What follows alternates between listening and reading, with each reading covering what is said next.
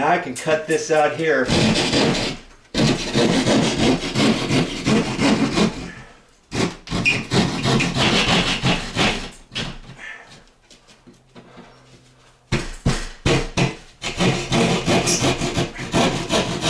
I'm hitting that bracket. There's that bracket right there.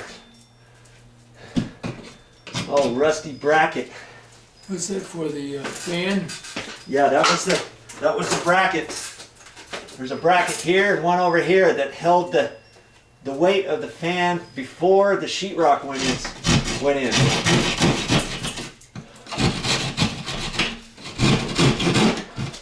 Now I'm just going to cut along that ceiling joist.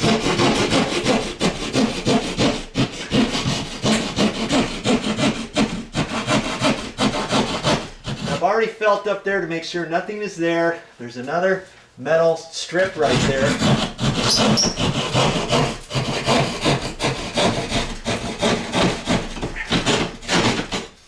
Come back this way. Over at an angle. That. I can take that little piece out of there. Ooh. Let's see here, maybe I'll flip around.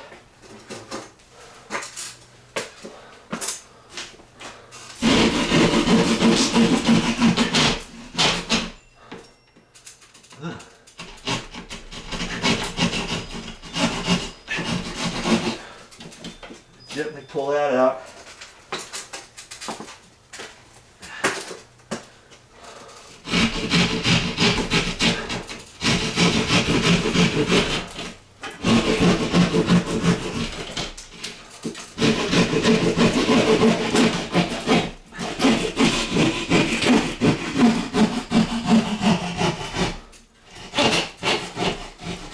Whew. Getting tired just doing this. Yeah.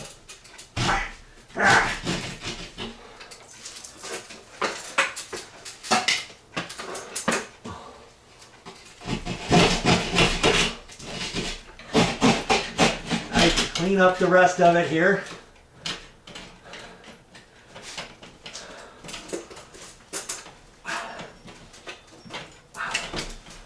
Now see that metal bracket?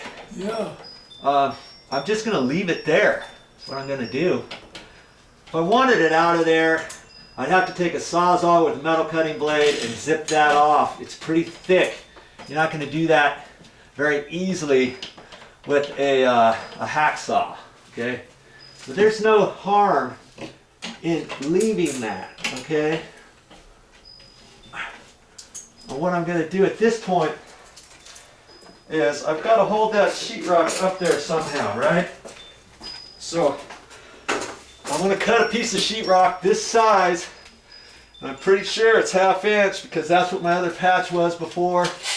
And I can even measure this and it's a 1/2 inch. 1/2 inch. And sometimes when you cut sheetrock, if you don't measure it right, you might think it's 5/8. If it's frayed off on the back side, you might get 5/8 and then find out, oh, son of a gun, it's 1/2 inch. That doesn't always happen, but sometimes it does. Or you might have sheetrock mud on here where it went over a seam or something, and you measured it quickly. You didn't really double check it. You think, oh yeah, 5/8, 5/8, yeah, it's 5/8. Or you cut it along the side here, and the back kind of pushes up, and you think it's 5/8 without taking mindful inspection of it, and you get the wrong size, okay? So double check your piece. And if you have a patch like this, can you go to the store and get a patch this size? Well, not exactly this size. You'd probably get one 18 inches by 18 or 16 by 16, 24 by 24, something like that. And then you won't have to get a full 4x8 sheet of sheetrock. So check that out at the store. Sometimes they have 1/2 inch and also 5/8 patches that size, okay? So what I'm going to do is I'm going to measure across here for a piece of backing, okay? And it could be anything. It could be 1x4, it can be 2x4, anything, and I'm going to attach it to this here.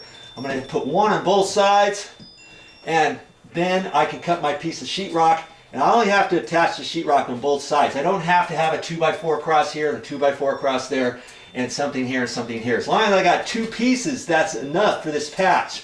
Once I tape it and put webbing tape all around that. Oh, it's going to be a nice patch.